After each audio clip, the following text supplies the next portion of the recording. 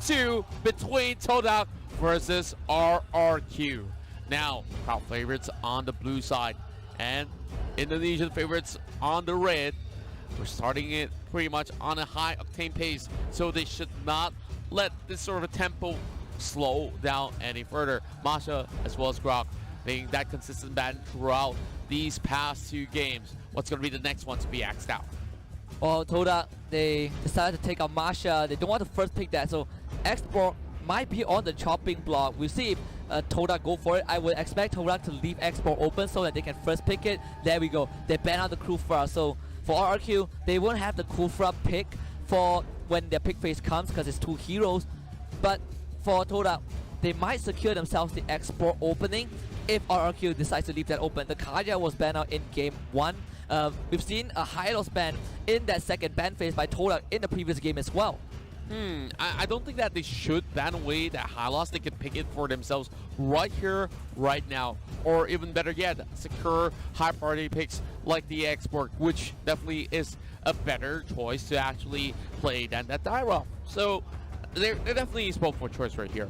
It's either they go for that sort of fighter on the side lanes, or even secure some high priority mage. And Harif still being left out in the open is definitely one great choice. Same goes to Esmeralda as well. But we can slowly go down the list as well, because we usually see all these teams locking on the tanks first. So if they want a high loss, they could go ahead and do so. Hellcut banned out. RRQ, they jumped on the opportunity. Masha taken out. Masha was banned by RRQ because they had to dedicate resources to the Export, but Masha banned out by TODAK in this game. RRQ, they banned out the Hellcut. This will force TODAK to possibly play RRQ's game, which RRQ is already comfortable with. Kaja will be the first pick. Export still left open.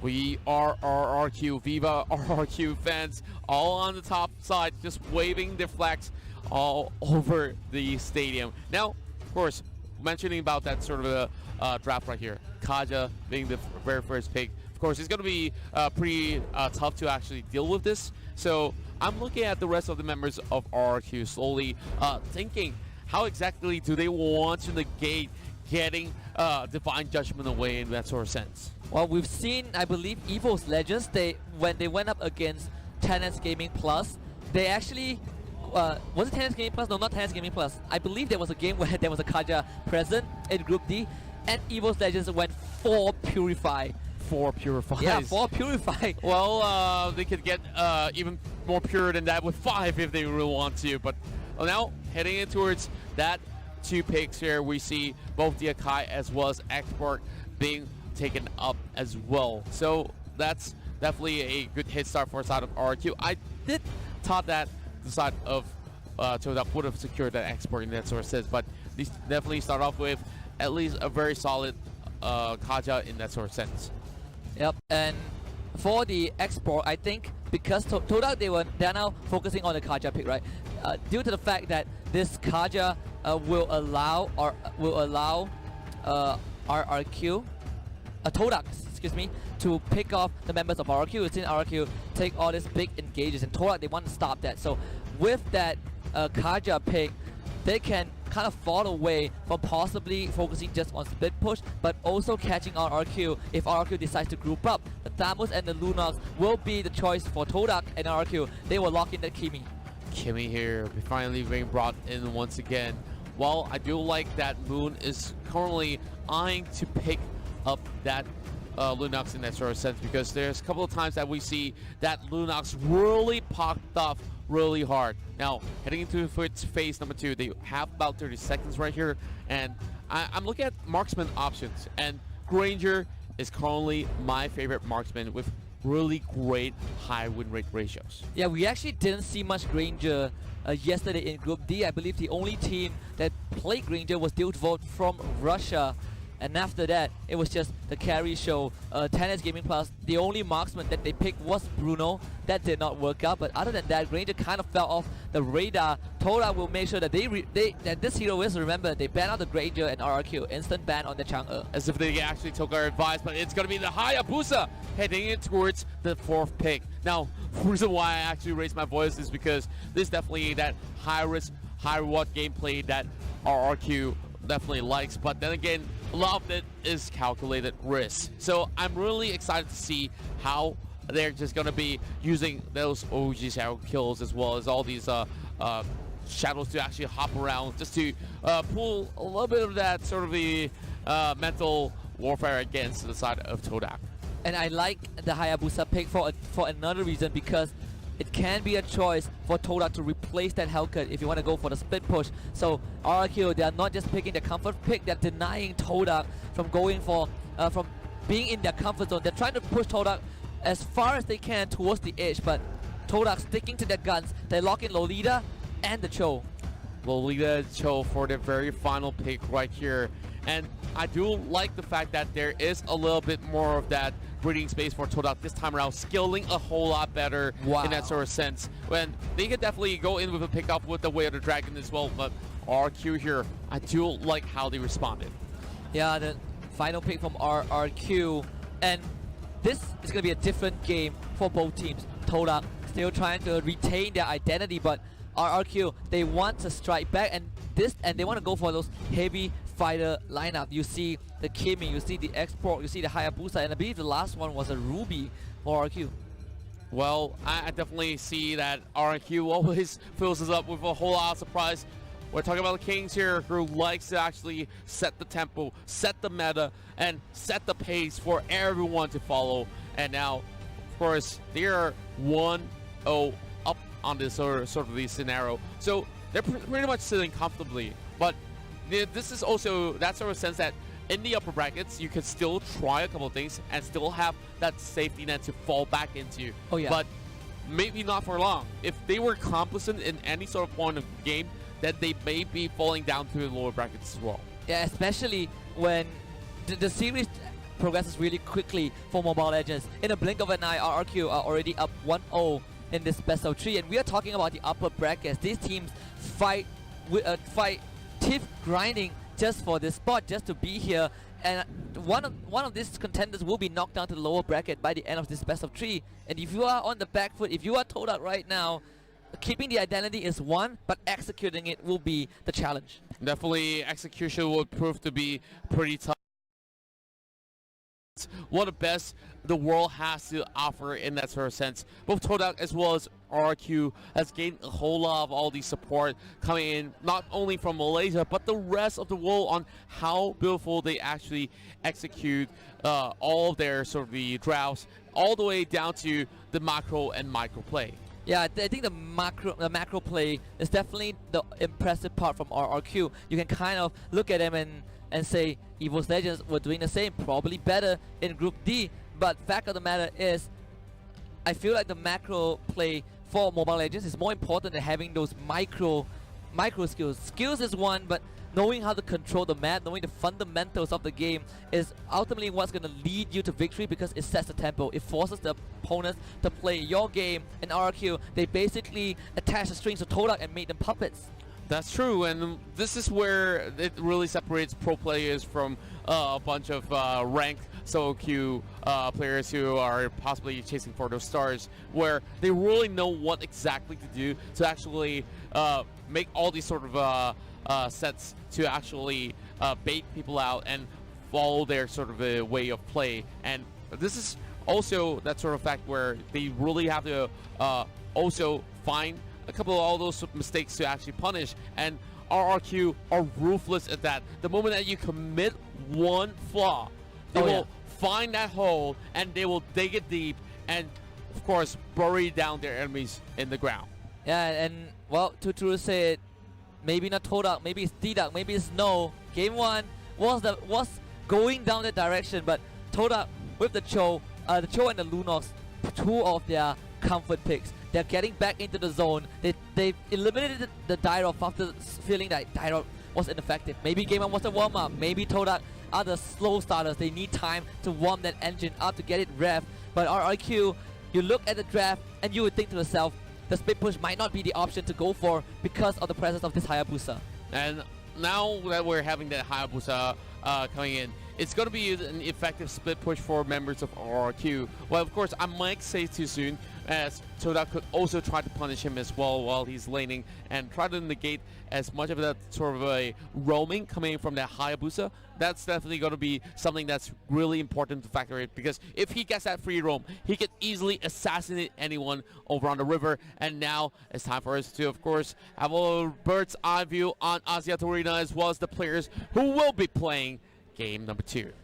The battle will continue at the Celestial Palace. TODAK against RRQ. Now RRQ one game up, feeling really confident. You mentioned that they didn't seem to even break a sweat while taking that game one away from TODAK, but TODAK, they should definitely be sweating right now, and if anything, taking that 5 to 10 minutes to recompose and reevaluate what they should do in game 2 is of utmost importance, and you cannot succumb to this pressure.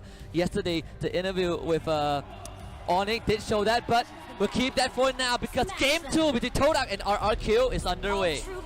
Starting things off, we're already seeing a lot of all these movements coming from both sides. The Nuts will be a little bit of that game changer heading in towards those 5v5 team fights. Chicken being spot out by Liam as well. Great split screen coming in from the production team, so hats off to you guys. Right at the back, well, Ben as well as I'm Diago managed to go in for the very first clear over on mid side. Immediately hops in towards their territory to get a little bit more extra goal. Yeah, it's impossible to match the push of Xbox plus Kimi. Flamethrower plus Gatling gun, way too fast to deal with. But again, Hayabusa, you have the Archive sticking with him, so Sin is gonna have a pretty decent lane compared to this Lolita Chill. X-Ray tries to go for the counter jungle, but Lemon is there, and that is the problem right now. TODAK, they can't stick to the same exact playstyle because RRQ, they are pressuring this solo lanes. They're not even caring about the middle lane. Oh. Middle lane was left wide alone because they want to make sure TODAK cannot split push. Yeah, for the side of TODAK here, they're also trying to actually go in for a couple of those steals, but to no avail for TODAK. They're slowly just roaming around like headless chickens. They're not really securing all too much, while we're looking at a little bit of that goal, of course, laying towards RRQ, but it's too small to even call it elite for the time being. While Liam being a really good scout here across that river, just slowly moving in and out. Same goes in the Nas as well. Well, Chiku slowly getting that boots here for a little bit of that roaming potential as we see Vin already on the move as well. And I like what RRQ is doing. They're playing this 1-2-2. They make sure that that solo laner can deal with Stammer, while the other two duos walk around, create havoc across the map. But X-Ray, he's the first to hit level 4. Lemon getting jumped on, trying to get away, does get the stun out, and he dashes to safety. X-Ray not able to convert that into a kill. Well, X-Ray still a little bit far from that sort of scenario to actually secure themselves that first blood. But Vin here might just be taken down in the 1 versus 3 skirmish. Now Firaga armor has just been popped, so Vin's got to be a little bit more careful than he was before. That's going to be the turtle coming up online, and now Lemon looking for that engage. Flicker coming out from the Nas, and that, well, of course, going to correct myself. Flicker coming from the side of RRQ's side, and they are now in pole position to actually secure this turtle. Lemon got away, but the Divine Judgment will find Liam. Hurricane Dance will keep it alive for a bit longer, but his first blood for TODAK, and now Vin counting with the last stand. He had to immediately retreat. The Numinum Blast actually got cancelled. Nurnas, he messed that up, but it's fine because he just has to re-engage. Vin trying to get away with a Flamethrower to keep himself alive, and TODAK, they will now secure turtle. I just love how they are playing this one with a solid way of just hitting it in towards that jungle to invade. E1 now, of course, taking a little bit too much of that overstep, and they will have to fall back. Let's have a look into the replay, brought to you by U-Mobile. And Liam was definitely caught off guard with that perfect Divine Judgment, pulling him all the way back into his team. Yeah, props to E1. He was 0.5 seconds faster on the trigger finger. He caught Liam mid through that 1,000-pounder, and he just dragged him back to the rest of TODAK. So TODAK getting the first blood and the turtle. Great start for them. They're still able to apply pressure to the side lanes, sticking to their identity. This is what I like about TODAK. They're not going to change anything just because it failed, because Moon will get that second kill. Well, of course, the Ruby hasn't really come up online all too well, but Sin's not going to be making him move any further. Wow, what a beautiful Hurricane Dance that was. and that kill will be channeled in towards the side of the Hayabusa. Immediately TODAK, whenever time they can find, they sacrifice a body for a turret. Perfect, the flicker right in. Chiku found the way of the dragon. Liam goes down, one killing spree, and he will find another one. Double kill for this Lunox. TODAK, they lead by 4. As they go on the killing spree, we can hear the crowd go frenzy, and now OG channel kill. We play for 1. Let's get back into the game. We're seeing a little bit of fight, but of course, there was a great kill heading in towards the mid as we hear an unstoppable force coming in for RRQ. Who needs the replay when the live action is just absolutely bonkers? Lunox, less than 5 minutes in, 6-0-0. Absolutely monstrous. It's going to be a really big threat to RRQ, and TODAK flipping the script around. Maybe they've woken up. I've talked about that Wonder Kid food, Turtle and now soon. he is coming up online and showing what he's made up here. He's going for a chase as well. Divine Ewan trying to Judgment? land that Divine Judgment a little bit way too far, my friend, as we'll be taken back for a little bit for now. Now, of course, so safe for us to actually have a look into what's going on there as Liam gets pulled back. Well, Nanas is on the other corner as well, but Liam has already flickered away, and Vin will not commit, as we'll see one more kill in the hands of TODAK. TODAK absolutely massacring RRQ in game 2. The Kaja priority, perfect. All they needed was the Divine Judgment. RRQ, they are eyeing on this second turtle. Sin waiting in the wings. Vin being distraction, but Iwan goes on scouting duty. Sin? Goes in, he steals the turtle, and he gets out. Rex Waco Keon sneaking this one in. And wow, we talk about ninjas. And this one literally did his duty. That came in like a shadow, and he just disappeared. RRQ with that turtle will be able to stall the lead from TODAK. We talk about TODAK, 7 kills to 2. You can look at the goal graph though. RRQ, they're pushing back, they're retaliating. Luminum Blast is out, but immediately flicker from Lemon to get out. Well, Luminum Blast was well timed, but that's going to force a lot of all the spells going on their cooldown. But what we have for the Bottom Flight will be Liam trying to actually pin them on the wall, but X-Ray should be well enough healthy to actually take the lights from Lemon. But here comes the rest of TODAK as well, crashing over the side of Finn as they try to commit to this fight. A little bit of overstep here, and X-Ray, the first one to be taken off. Order Brand Bay Pop as well, and then us caught in between, forced to flicker away, and here comes Sin as well from the back. They're all in the disarray as they have Chico way on the dragon, and he enters this battle here as they will flicker away. But here comes Sin, and shadow kill as well. RRQ takes them off. Sin! The team wipe for RRQ. Chiku sneaked that with the dragon, but you cannot take your eyes off this ninja. He came in fast and furious, took the immediate triple kill. Just look at this replay by U Mobile. Sin, he was brought down low, but TODAK was in no position to fight RRQ. They pushed through, and the tanks were not able to protect against Sin. He came in, immediately wiped 3 off the map. He actually came back to try to turn things one around, but Sin, he was in prime position. He held back for a little bit longer. He might have only 30% of health left, but that was well enough for them to actually get in. Now we hear a little bit of warfare coming from the fans as well. Shouts of TODAK as well as RRQ as we see the Ruby falter. TODAK definitely needed that war cry. They needed that kill onto Lemon, but Sin will be the moon of RRQ. Lunox 9-1-1, but this Hayabusa is coming online. He can deal with this Lunox single-handedly. RRQ getting their second turtle, which is the third of this particular game. And you look at the goal grab right just now, because of one fight, it completely dove back down to RRQ's favor. And that definitely skyrocketed in their hands. Well, we're also seeing that sort of split push coming in from the top side as well. And of course, X-Ray doing X-Ray things here, just trying to actually secure this buff. And Liam as well. Oh no. Vin. Oh no. They drag Vin back. Piraga Armor gets Papa. Liam can split the battle line with the Hurricane Dance. The 5 seconds dead, but X-Ray just keeping on tap with this Vin. They actually stop him. Vin, he gets out. Chiku now wants to get in. X-Ray will survive. Clean disengage from both teams. Endless battle being fought there by Sin. And yep, I just gotta say, every one of all these members from TODAK as well as RRQ, they know what risks to take, and that's definitely not one that they should commit into. But speaking of that, Nuna's here being caught out for yet another time.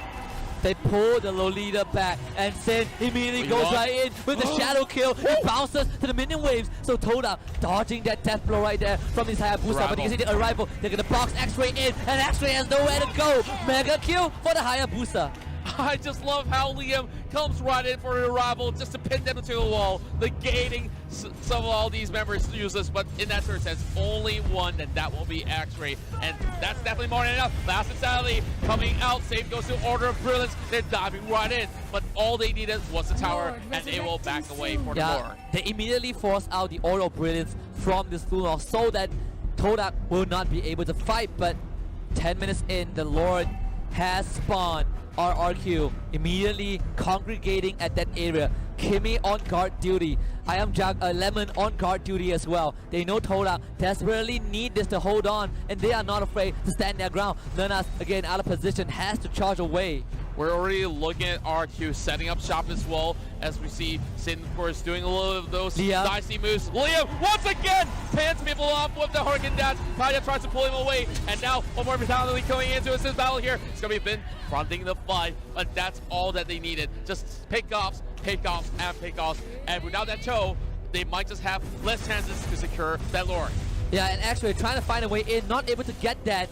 Divine Judgment was used on Liam, but they were not able to convert that into a kill. So RRQ have full control of the entire map. They can do whatever they want at this stage. TODAK again losing Chiku 0-3. This Cho has not shown the effectiveness that we need. He got a great kick in that previous fight, but because Sin came in and wiped the entire TODAK, it didn't really matter. The goal graph now is painted all red. It coalesces with RRQ's national flag. The Lord will be started down to 30%. TODAK, they need something to happen. RRQ, they're gonna take it slow. Warp the Lord for now. Make sure that TODAK goes zone out. Chico, too late to the party. Lemon now. Looking for the engage. Chico managed to dash away, but the flip they caught Chico, and Chico will be made into a meal. He just get out though. Then last Sandy, he's gonna fry Chico with that flamethrower. Meanwhile, Sin going crazy. Unstoppable goes in with the shadow. Nuna's a bit stunned up, trying to get away, but Liam pushes him back, and the rest of TODAK into the wall. E1 managing to get out with a still bell, but X-Ray keeping the team alive. Two down. They need two more. They need to do as much as they can. X-Ray will be taken down. Maniac for RRQ, and it's up to Chico to keep TODAK in the upper bracket. And they're not going to give away a salvage so early into the very first series of the game, but they're crashing in towards the bottom side. This just might be the fate being sealed, and now Kings of Kings, RRQ, Rex Riku, Keon will take game 2, and they will be well on their way and towards the upper bracket semifinals. TODAK came in on a riptide. RRQ was a tsunami in the first best of 3. Absolute destruction. They gave TODAK no room to breathe, no space to move, and they strangulated our Malaysian representatives. Rex Riku Keon has held the trident, and they controlled the ocean, forcing out the swordfishes, TODAK, and the Malaysian crowd. Now, having a little bit of moment of silence for a while as they see a little bit of that moment of defeat for their favorite team. But all hope is not lost. There is still the lower brackets for TODAK to play this one out. And here we go. Players of RRQ. Viva RRQ. Well, a little bit of showing of sportsmanship as we are seeing both sides having great chances still to try to secure that title that's definitely on top of the stage. And this is the very first time that we are seeing that grand trophy being unveiled. Oh yeah, I absolutely love the design of that trophy. I want to touch it before I leave the broadcast. But TODAK, they were swordfish, but you know, RRQ forced them to fight on dry land. That was definitely not their element. They tried to be themselves, and that was a commendable effort. Unfortunately, at the end of the day, RRQ, to talk about, they created this meta, and they've shown the power of the creators. We haven't even seen the Ruby in ages, and out of nowhere, where did that Ruby even came from? I actually saw the effectiveness of the Ruby halfway in. I was in doubt. I was same as you. What is Ruby going to do? But the Ruby was like the pseudo Kaja. She was isolating the members of TODAK. That last engage, Chico getting called out. One flicker, one pull was all RRQ needed to seal TODAK's fate. We just saw that Ruby alongside with Akai, just having a love ball that sort of the crowd control effect. Of course, the side pulling people back. And then there goes the Akai, arrival and pins people through the wall with the Hurricane Dance as well. You don't even need to use I'm Offended to even know what's up by the end of it all. So the rest of RRQ, they knew how to actually play this game throughout. And now 2-0 victory. We didn't really see too much of that response coming from TODAK, but they did fought on really well. They kind of tied the score in terms of kill for a little bit long, but towards the very end, that's where the last team fight broke the camel's back, and now they really have to settle for the lower bracket. But I really do wonder who's the next one to challenge them, because whoever wins the lower bracket might have to face off against TODAK. And there we go, the stats from that first series. It was undoubtedly Sin again.